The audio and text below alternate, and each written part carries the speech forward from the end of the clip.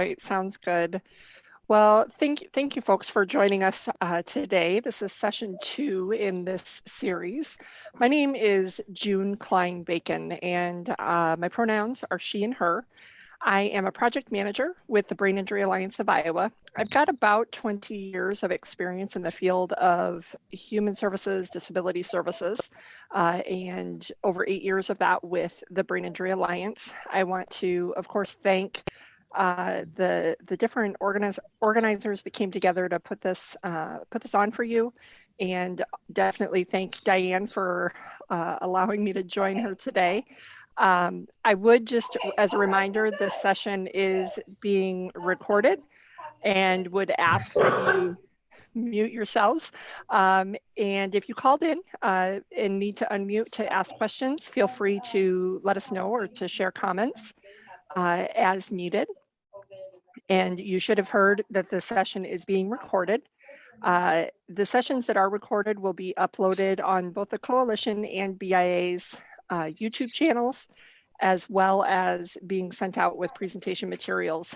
And I know that we're going to be checking on last week's session to make sure that you guys all get that. I would note for calendar purposes that the next session is going to be on February 3rd at 3:30. So scheduled for February 3rd, 3:30 to 4:30 p.m. And if you want to get that in your calendars. And again, I would just encourage you to mute.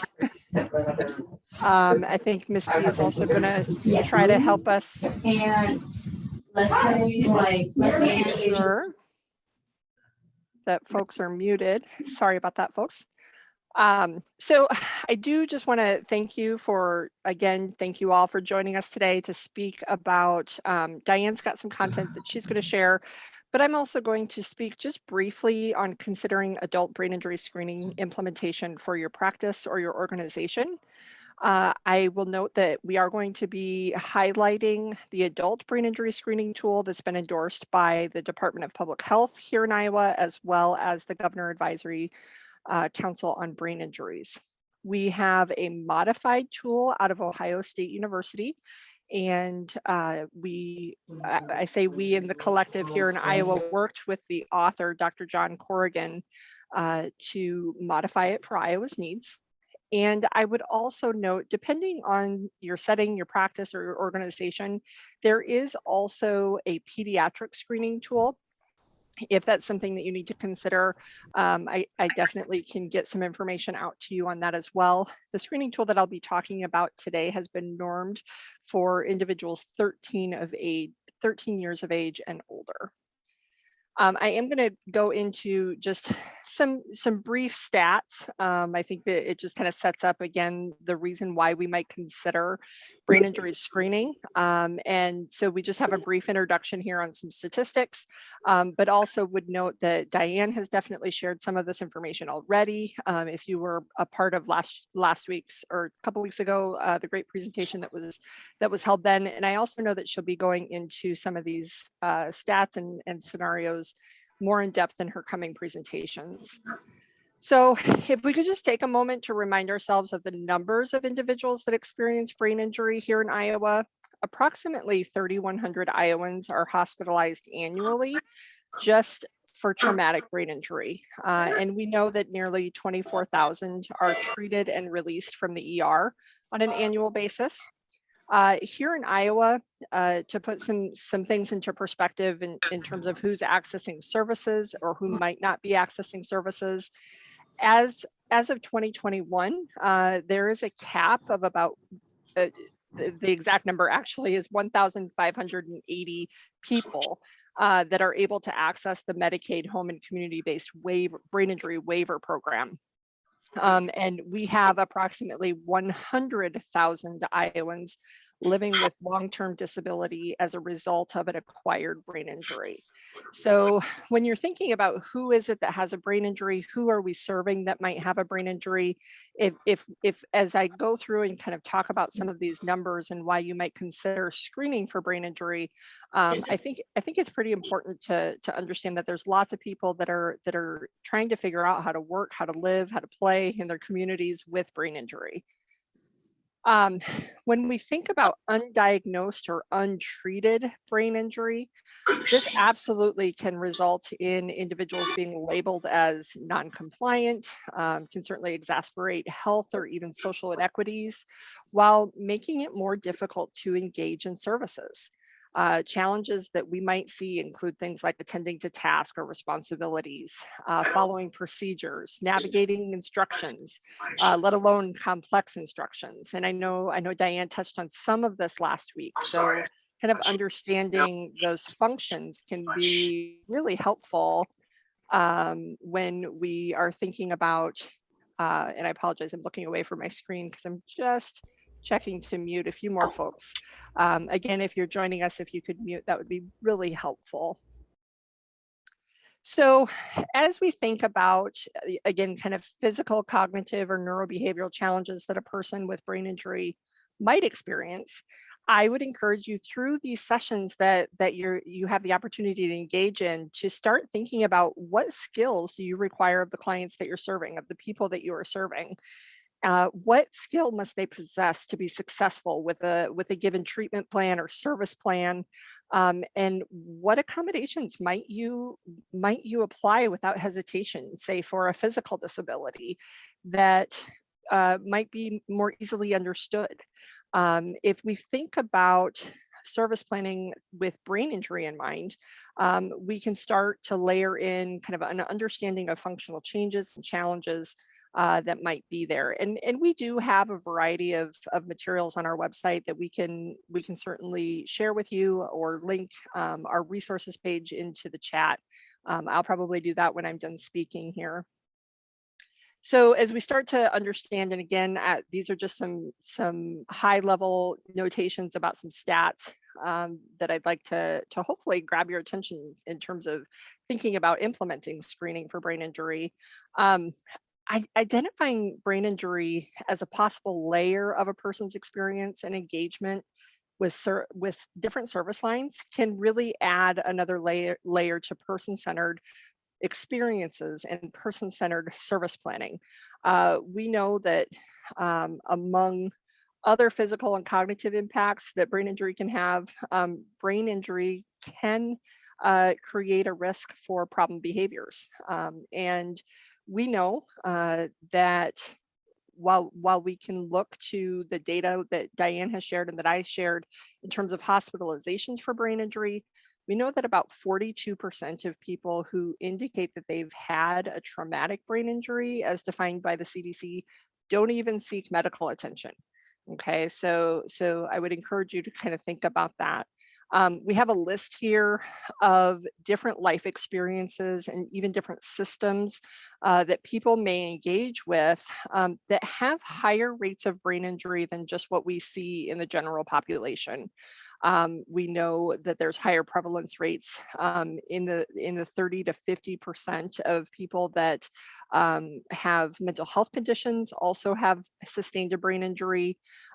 We know one of the really surprising stats, or one of the really surprising stats I should emphasize, is that for 72% of individuals that are engaged in dual treatment for substance use disorders and severe mental illness have had a history of at least one traumatic brain injury. 72%. That number kind of blows me out of the water. When we look at criminal justice involvement, we're talking upwards of 80% of adults and about 40, I think the number is about 44% of those involved with juvenile justice have had a history of brain injury.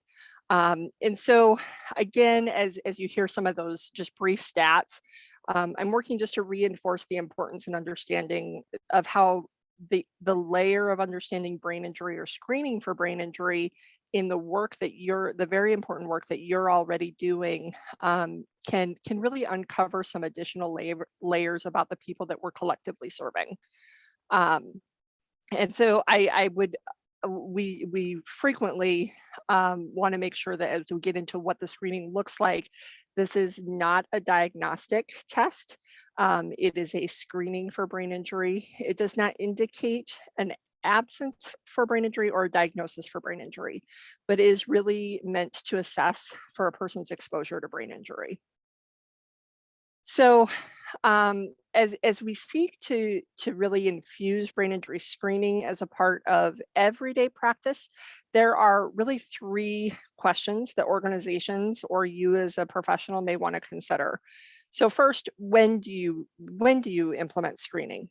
The screening tool itself can bring about a variety of emotions and responses. Therefore, it is important for screeners to prepare the client for the possibility that you know there may be a need to pause. There may need to be a need to consider identifying coping mechanisms prior to screening, as well as provide opportunity for connection and coping, or potentially even grounding post screening when necessary.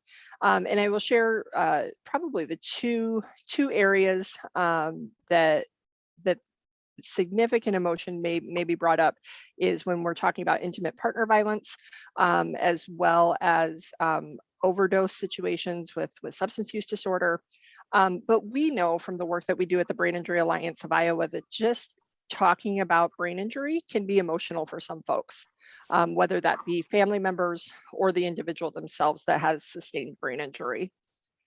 So providers and you as professionals may consider implementing screening tools prior to the start of services, part of that intake process. You may want to consider, whether there's a relationship you want to build with a client before considering screening, or if you do that when a significant change is observed. While we know that screenings are not diagnostic, we want them to be used as tools for you to consider, and can point a person and or their team to additional referrals for further assessment, identify symptoms that inform service or treatment planning. And again, this is a tool that has been modified using an evidence-based tool out of Ohio State University. I'm not sure if I mentioned that at the forefront. This is a little bit challenging to see. However, it really serves as a placeholder for us to just talk about the look of the screening tool. I will link in the chat uh, the link where you can get copies of the screening tool. I would note that the adult screening tool is including English and Spanish. It is in 7 languages total currently on the Department of Public Health website. This lifetime history of brain injury screening tool is really going to ask 4 broad questions. It's going to address whether or not an injury has caused a loss of consciousness. And remember that loss of consciousness is not a requirement in terms of brain injury. We have folks that have not lost consciousness that have sustained brain injury. If an individual has experienced, oh, was there a question? Can you just deliver, or yeah, mail it, whatever. Yeah, when you don't live in town, that makes it easy. Sorry. Oh, I think that was not for me. That's okay. If an individual has lost consciousness from a drug overdose or being choked specifically, is asked about related to that intimate partner violence piece. If an individual has ever been told by a doctor or other health professionals that they have a number of conditions that fall in that acquired brain injury umbrella that Diane, I think, spoke to last week. So getting away from just the traumatic brain injury and those impacts to the head, but also looking at things like stroke, tumors, encephalitis, seizure activity, those kinds of things, near drownings, those kinds of things can also be considered brain injury when we're thinking about oxygen to the brain and other impacts that happen in the brain. So when we look at interpreting results, a screener is really looking to identify the worst injury, the most severe injury, and the first injury. We definitely recognize with first injury, there's some developmental stages, particularly if somebody sustains an injury after the age of, I would say 25 or so. There's something to be said about understanding when that first injury happened, particularly if we might consider it a pediatric injury. And then there's some information that goes into understanding when the worst injury was, what it was, as well as the most severe injury. And then when we move through the interpretation of the results, understanding that we're going to be asking about acquired brain injury, which is where really this modified tool does diverge from its original tool, where again, we're asking about drug overdoses, choking, and those other acquired brain injuries. But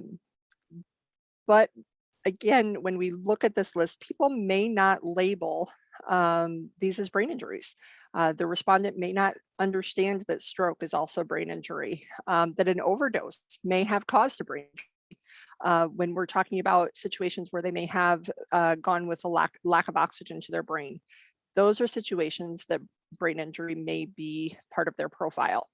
Also, I would add to that list, although it's traumatic brain injury in nature, is concussion. I can't tell you how many times I miss being in person because I really like to see all the hands go up, or lack of hands, I should say, when I first ask, do you know of anybody that's had a brain injury? Or have you ever had a brain injury? And oftentimes with the folks that I might be training, they might not be kind of in the brain injury niche or disability services niche. And I might get a couple of hands that go up. But then when I ask questions like, do you know anybody that's haven't had an overdose where they've gone without oxygen? Do you know anybody that's ever been choked as a result of domestic violence or otherwise? Have you ever had a concussion or know somebody that's had a concussion? And I start to see kind of all these hands popping up. And so trying to connect the dots to understand that that's brain injury too, can be really powerful. So in terms of responding to a positive screen, I think that there are a couple of steps to really be taken. It should be met with a plan. Going into a screening, understanding what the plan will be. Should it be positive? Should it be negative? Screeners should be prepared to make referrals to physicians or other qualified medical professionals for the development of a plan for further assessment as appropriate. If there are broader professional teams involved, natural supports involved, that can be made aware of screening results, this can be helpful and can really contribute to considerations for a variety of reasons: treatment planning, service planning, natural supports. And then clients, family members, caregivers, and professionals can all, one and the same, kind of contact the Brain Injury Alliance of Iowa for resources. And I will take this time to just kind of talk about our services. I'll put contact information again in the chat, and then we'll be able to load up Diane's part of today's session. Our organization, the Brain Injury Alliance of Iowa, we have a core service called Neuro Resource Facilitation. It's an evidence-based service recognized nationally. The service is available to individuals that experience brain injury, their family members and caregivers, as well as professionals serving them. The service is free to Iowans, or fee-free, as our director likes to say. It's a service that's funded through our legislature and through contracts that we have with the Department of Public Health. This program is truly designed to support individuals touched by brain injury learn more about and how to navigate life post-injury, how to access information and resources, as well as make informed choices about what next steps might be, regardless of where they're at post-injury. That could be, their injury was yesterday. We also have people that contact us 5-10 years post-injury when they come upon our information. Professionals can access informational resources as well as technical assistance through our facilitators, who are trained as certified brain injury specialists. We have both free and paid memberships that are available. Again, I'll post some information in the chat. One resource that I think could be really incredible for you all is our Iowa Brain Injury Resource Network. If you're not already a member, I would very much enjoy having conversation with you or an email exchange with you to learn about how that program, which is a network of professionals across the state of Iowa that have our information hard copy on hand, as well as PDFs and whatnot that you can email out, in addition to access to things like in-services, technical assistance, and direct referral programs to our facilitators with the clients that you're serving. So I'm going to just pop my, well, I guess this isn't my direct contact information. I will put that in the chat. This is our organizational contact information. I do just for prosperity's sake, do need to make sure that I have in here our funding source again is that brain injury service program. Brain injury services program. Sorry, that startled me. Brain injury services program through the Department of Public Health, and our information can be found on our website as well. So I am going to go ahead and stop sharing my screen. I know I noted that there was a few things that I was definitely going to add in the chat as far as resources. But if there's anybody that has immediate questions as far as my piece of the presentation goes, feel free to throw those in the chat or come off mute and let me know. I'm hanging around till 4:30, so I can answer questions at the end as well if that's the way we want to go. So I'll turn it over to you for now, Diane, unless somebody has a question. All right. So I'm officially sharing. We can all see me, right? Or not see me, but see my screen. Yes. Okay. All right. So I wanted to thank June for telling us all about the what is offered through the Brain Injury Alliance of Iowa and about the screening tool. Super important. And thank IC and APSI and Children and Families of Iowa that employs me and the Brain Injury Alliance for all being part of this. All right, so we're gonna move on. We talked last week or 2 weeks ago about, we kind of broke the whole brain apart and said we've got this lobe and that lobe and they all do all these different things. And so now we know, right? When you know better, you do better when you know better, and now we know better. And we did that because it's important, because the explanation guides your intervention. And we talked about that last week as well. If we understand what's going on, we are in a better position to be able to address those needs. But you say, but there's so much cool stuff that you talked and I can't possibly remember it all. No, you probably can't. And that doesn't matter. What matters is that we're curious, that we do not just assume that someone is able, that it comes down to just they're being difficult or whatever, but that we kind of like, we try to break things apart, really find out what's going on. And what can we do to be, when we're curious, what are the resources that we can use to find out the information, assuming that we didn't just have a photographic memory and remember everything that was said 2 weeks ago. One is your Brain Injury Alliance.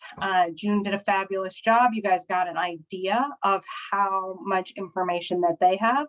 So certainly contacting them, and I'm going to be mentioning a number of different resources that are available through them, in addition to that neuro resource facilitation and the IBRN network. The other thing that you can do if you're curious about brains and you're just all things brains and want to learn more is there is a free app called 3D Brain. You can also buy like an upgraded version, but honestly, I find the free version a little bit easier to navigate actually. And 3D Brain, it breaks, like you get this thing and you get your app, you know, all your brain knowledge right there in your hand.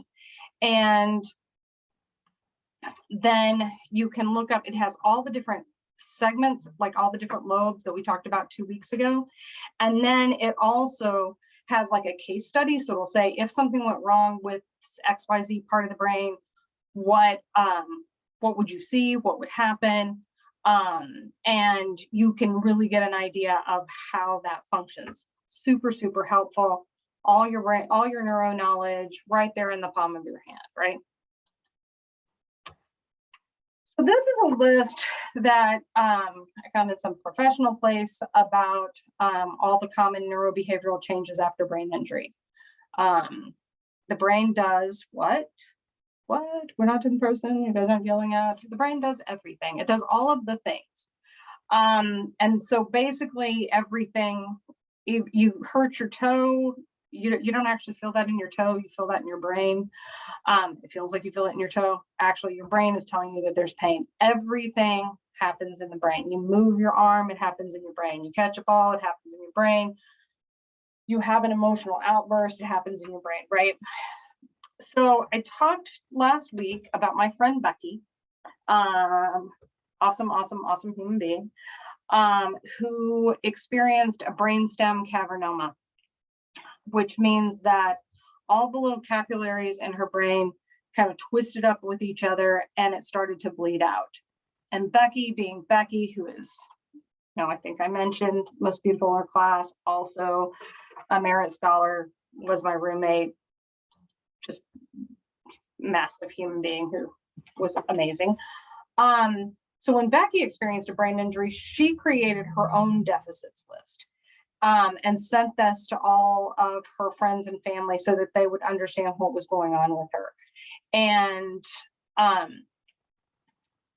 so I like this list better because it was developed by an actual person with an actual lived experience. Lights are a huge thing. People get fatigued easily. Honestly, sometimes it has to do with the light. People, I always talk about when you come into my office, it's all standing lamps and I have kind of subdued lighting.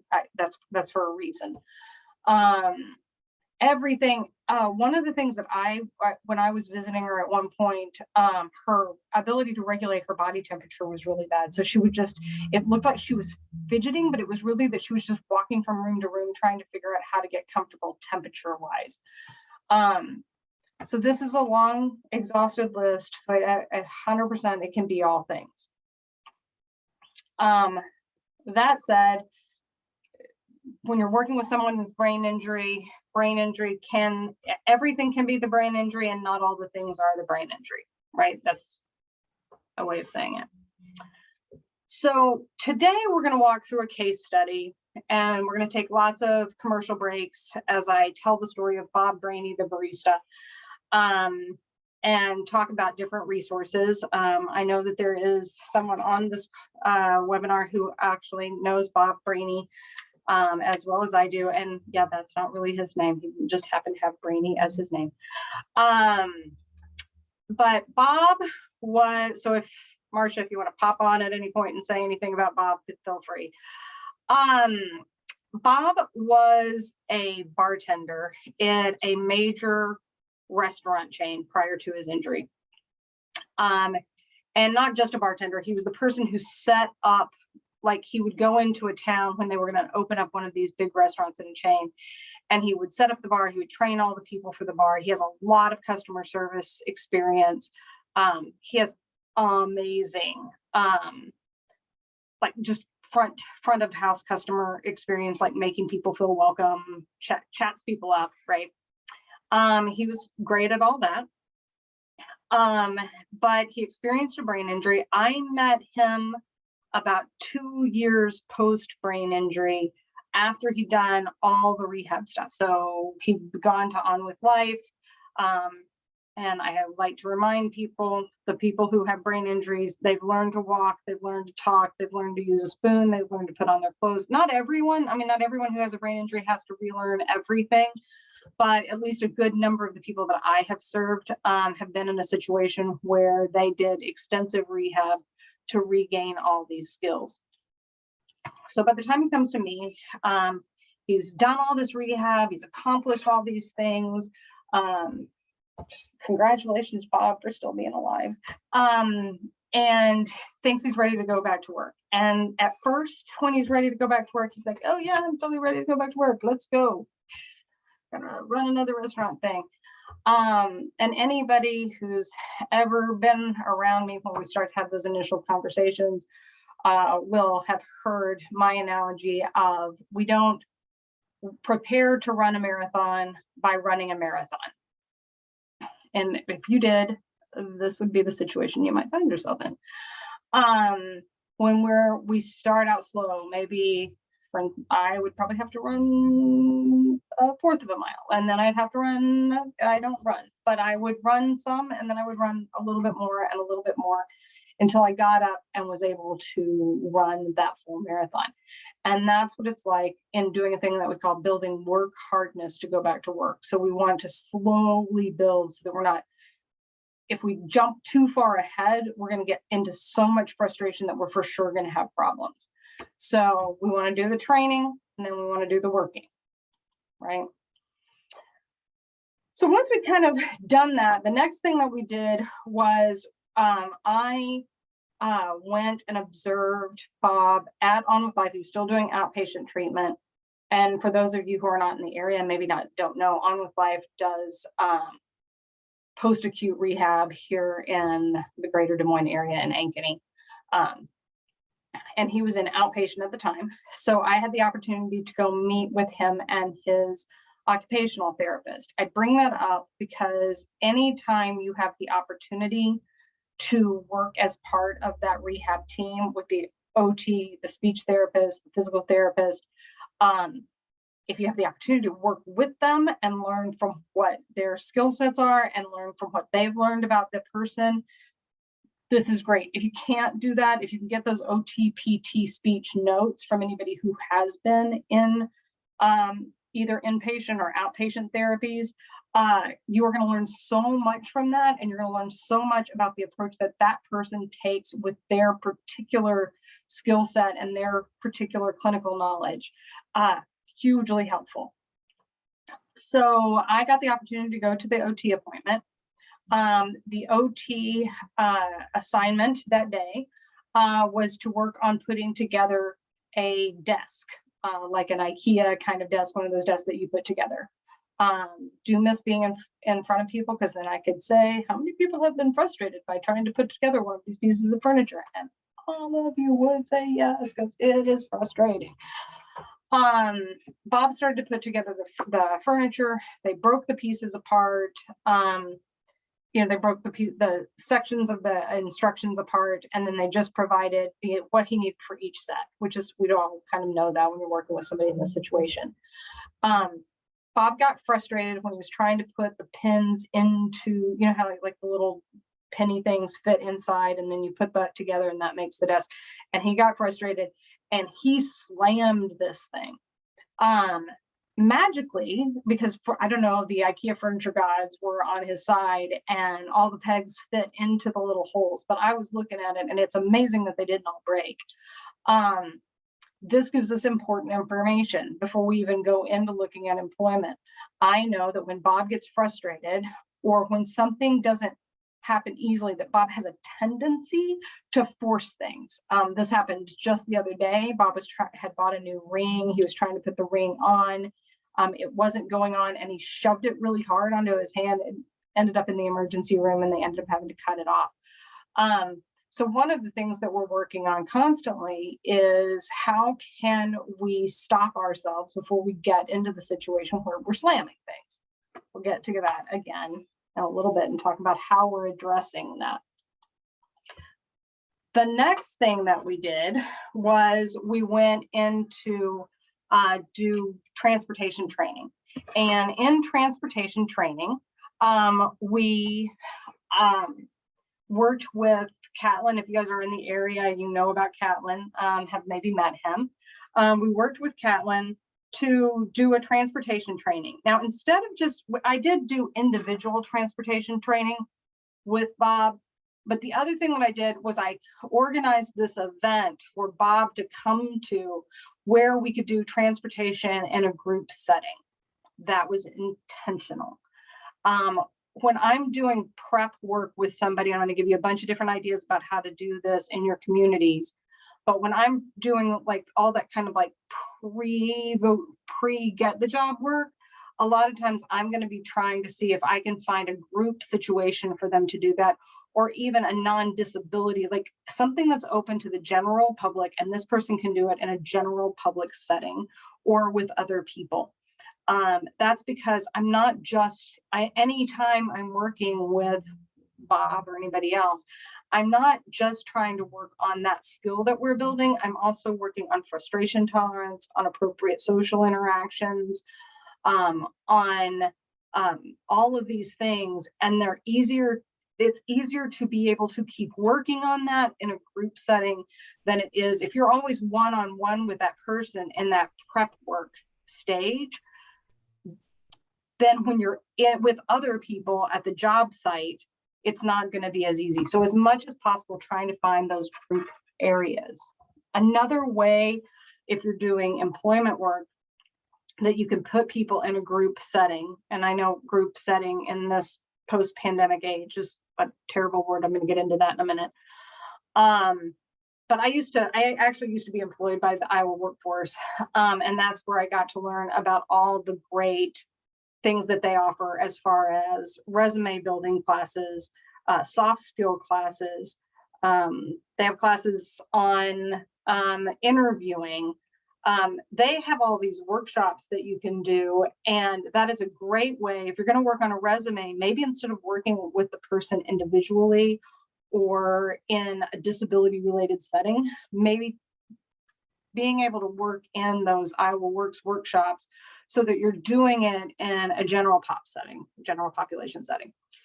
And right now, a lot of those are on Zoom. Like I think they have Zoom meetings, or maybe I don't know how they do it, but they're remote.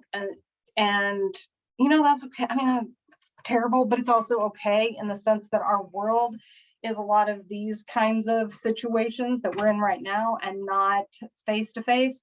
And so this might be a skill that this person needs to learn. And in addition to getting a resume, they also need to be able to function in one of these virtual settings that we all live in now. So that could provide you an opportunity to do that. And so we'll make sure that these PowerPoints get out.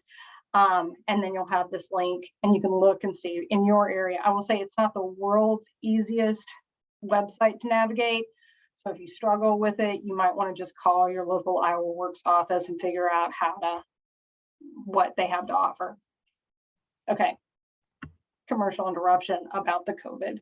Just going to say, in case you haven't noted, COVID sucks. I'm going to say that specifically COVID sucks for people with brain injury. And that is because if we were going to cut this entire 4-part series down to like, I don't know, 2 minutes, I would tell you that the best things that you can do for any brain, not just brain injury, brains, all the brains, is exercise and human connection. These are the 2 things that are best for neuro health. Anything that is good for your heart is good for your brain.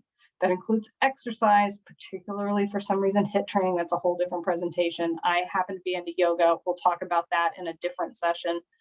And human interaction. That thing that we do where we're together and we're talking, it is not only good for the heart because of all the lovey feelings that we have towards our other fellow humans most of the time, but also because it's a very complex cognitive task to think about what you're going to say, listen to what the other person's saying, hold on to what you're going to say it, process it. That is a very complex, and it's really a strong neurobehavioral thing. So I'm just going to say, like, these things are cool if you can figure out a way to work them into your post-pandemic life, and the post-pandemic life of the people that you serve. Fabulous. All right, so we've done all this pre-stuff. We're getting ready to start applying for jobs. And we're putting together a resume.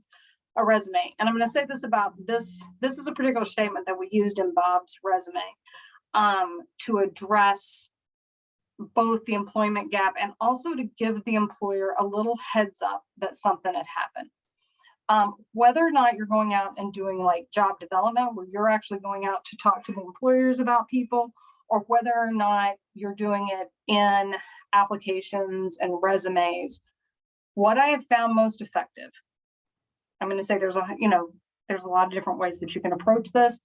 But what I have found most effective is to not necessarily refer to it as a brain injury in those early stages. Brain injury, disability, accommodations, those are all great words. And I 100% believe in all the job development ways to do that. For brain injury, I have found it particularly helpful to say there was a major accident. The person has been, I don't even like the word recovery for brain injury. That's a whole different subject. But in this sense, I really do like it and I use it. And I say, the person had a major accident. They, and I, if they're open to that, there's all the disclosure stuff. This he wrote, we put in his resume, so he was 100% comfortable with it. But that there was an accident, it changed everything in his life. He's on the road to recovery, and he has a new sense of purpose, and he's looking for a position that's going to provide an opportunity for him to grow in his recovery. The reason I think that this works is because employers don't see it as a damaged person who needs help, but they see it as a person who is on this miraculous journey of recovery, and you are giving them the option of being part of that process. And people like that. They like being part of the story. In Bob's case, he got the job right away. It happened like literally, we sent the information to the hiring manager, and I hadn't driven probably not a mile when they'd already called him and said that he got the job. I don't know if that's a new world order thing, whatever. It happened really fast and much faster than we expected. So we hadn't really prepped for that, but it happened super fast. And you could tell from the way they responded to his resume that they wanted to hire him right away. So now we're going in and we've got to think about a little bit more about disclosure and how we're going to address this situation. So what Bob did, or what Bob and I did together, is going to go back to the fabulous Brain Injury Alliance of Iowa, has this brain injury handbook and resource guide on their website. I have a bunch of them printed out and they're in my office. They're pretty thick packets, and they're a wealth of information about employing somebody with a brain injury. I took one of those packets. I wrote a letter that on my letterhead that said, hey, congratulations on hiring Bob. He's going to be amazing. I expect everything to go really well. Here's some information on brain injury. If you're interested, these are some things that you might see. And here's some information about me if you want to contact me directly. I gave that, I did not talk directly to the employer. I did not disclose this information. I gave that packet with the letter, which Bob knew what it said, to Bob. And then at the point of that, we all know where you do disclosure. So you disclose after you've fully gotten the job, but before that job starts. In that place, Bob was able to hand this to the employer himself and have a conversation about, hey, here's a guide. If you see anything that you feel like I need help with, these are some ways that you can help me.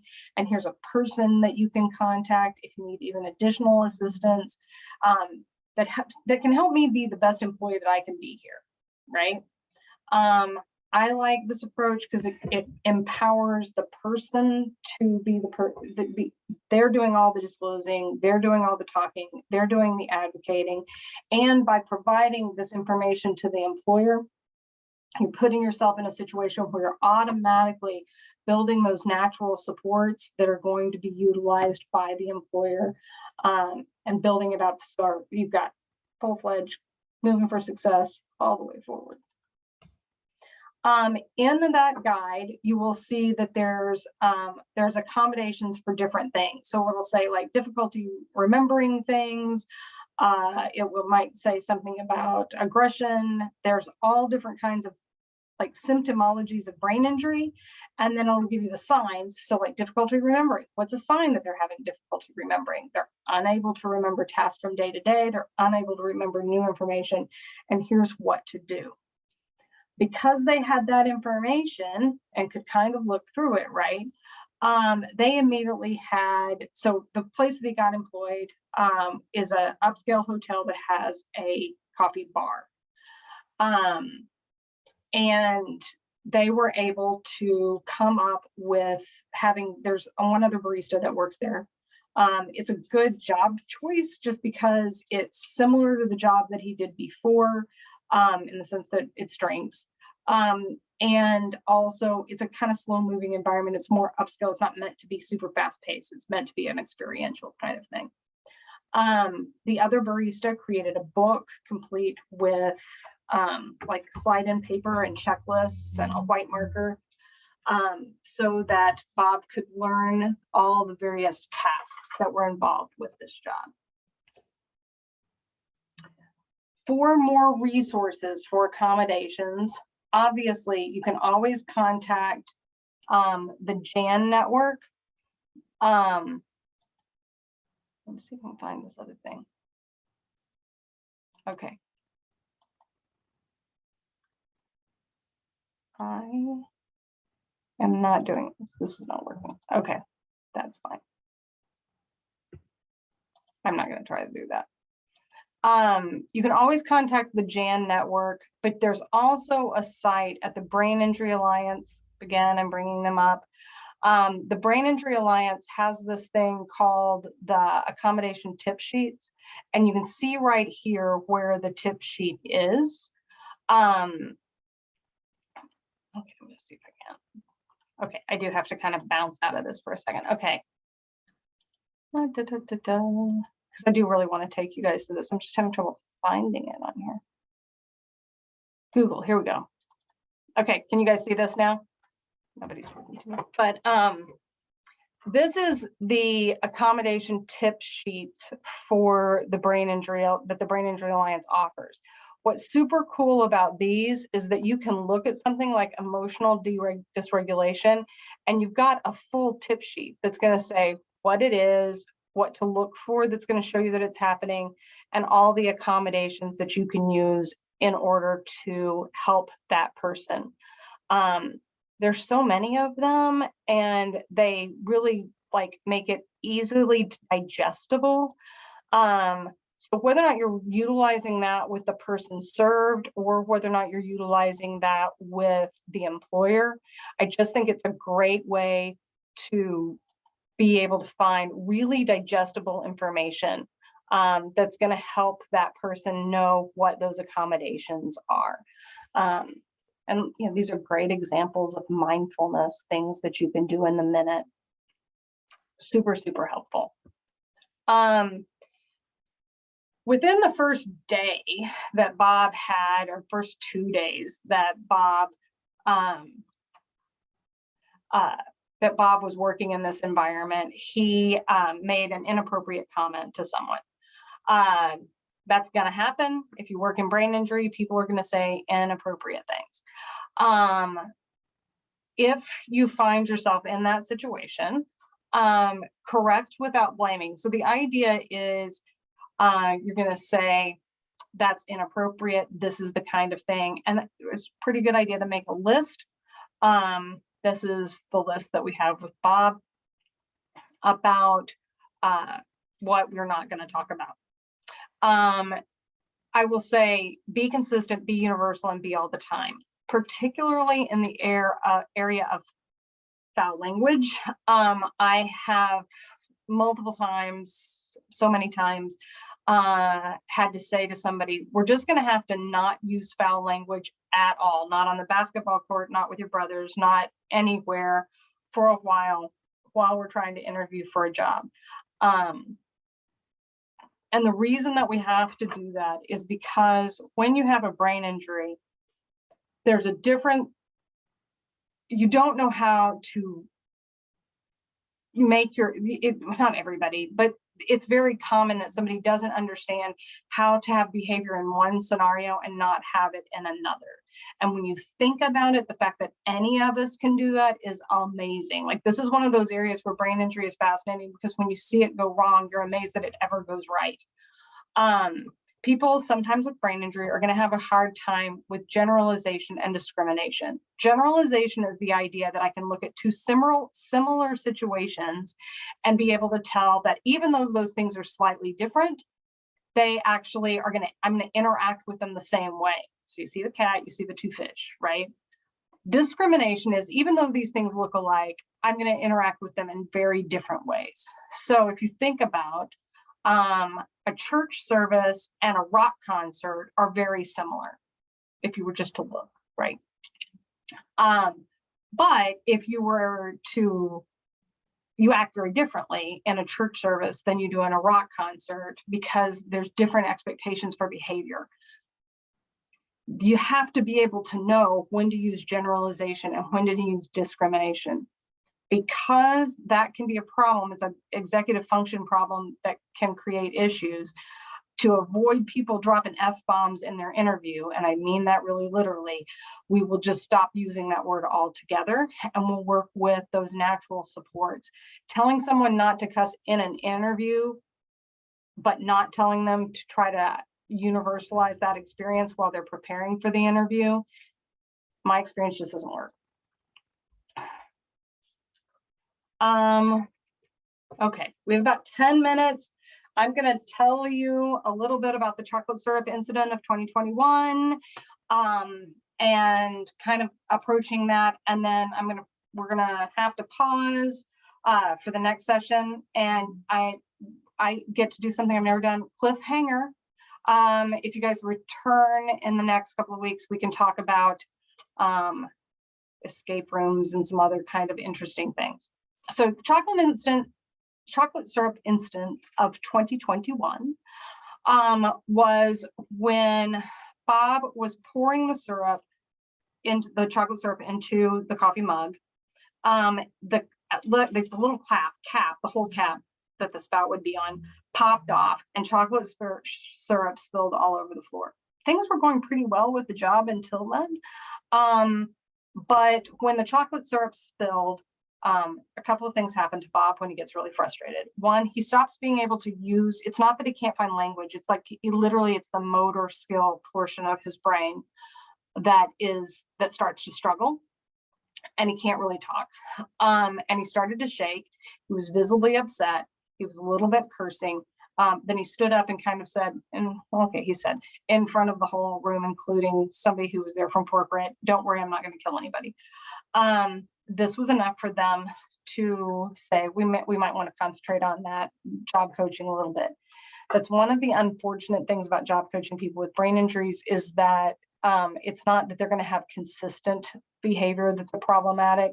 It's that one thing can create a level of frustration that causes problematic behavior, right?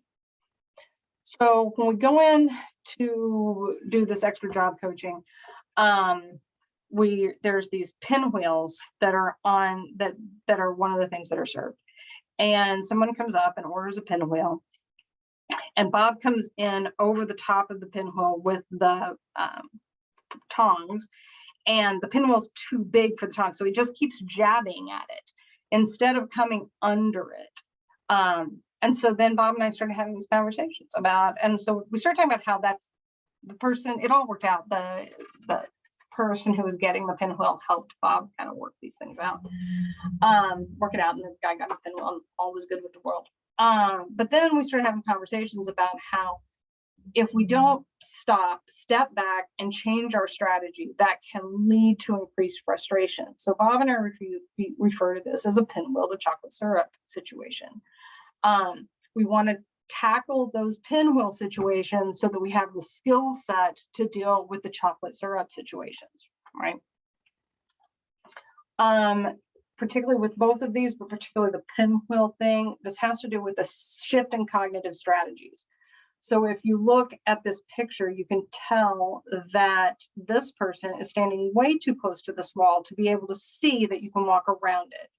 So when this person is looking at the wall, all they can see is that they need to get over the wall, right? Or in Bob's case, he probably would slam his body through the wall. But if we step away from the wall and we take a breath and we slow down, breathe for a minute, then we'll realize that we don't have to jump over the wall. We don't have to slam our body through the wall. We could actually just walk around the wall. And so that's kind of where we are, is trying to say, how do we breathe? How do we take a minute? And what are some strategies that we can put into place to help with that shift in cognitive strategies?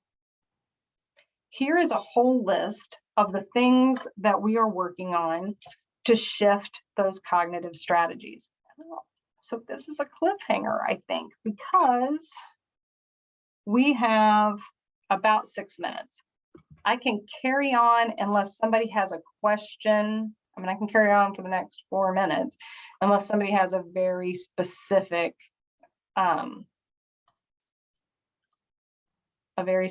question up to date. All right. So really quick, I'm going to give you like a little bit of it. So we've talked about appropriate conversations. I'm going to refer back to a lot of these in the coming classes. But here's one thing that you can do to address cognitive strategy shifting. It's an online game that Bob is doing every day, where he can go through, and if you go to this website, you'll be able to figure out how this game works. It's an online game, and it's basically about changing strategies. I'm not going to get too much into it, but if you go there, you can find it. It's very, very similar to a thing called the Wisconsin card sorting test, which is a neuropsych assessment that is done. I don't even so much care if it actually rebuilds neuroplasticity doing this exercise. The point is, by doing this exercise on a regular basis, Bob is reminding himself that he has to switch strategies on a regular basis, right? And that, I think, is very important. The other thing that we're doing as far as soft skill building is making sure that the person recognizes kind of what kind of soft skills they're working on. We developed this, we have an online tool to send out online forms and things. And so we were able to develop this very specific soft skills assessment tool that we send both to the person served and to the employer to rank excellent to needs urgent intervention. We can send that out on regular intervals to the employer and the person served. We get that information back. It's a way to stay very connected, especially in that longer term sense when you're preparing for natural supports to be taking over. It's an opportunity for us to not only see where the person is on these different soft skill areas, but also to see whether or not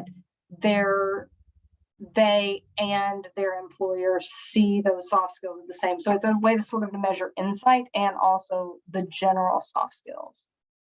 I promised myself I was going to get you guys out of here at 4:30 today. So we're going to stop, and I'm going to promise you that we're going to deal with a lot of the other stuff that was on that list in the next session. I am going to share again so I can remind you guys. Okay. Let's go back. Okay, we are getting back together. Hold on. I am gonna get better at this. All right, let me go back. I am sharing my screen. You are screen sharing.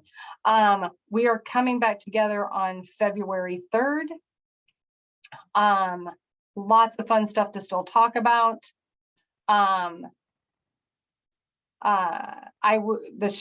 It's called Set Game. The game is called Set Game. If you just Google Set Game, you can find it. And we are going to make sure that this presentation comes out, and there's a link in the presentation portion. Are there any other questions before we close up? Please come back. It was so great to see all you guys logging on again after last week. Thank you for participating and for joining us in this journey to learn as much as we can about living with people with brain injury.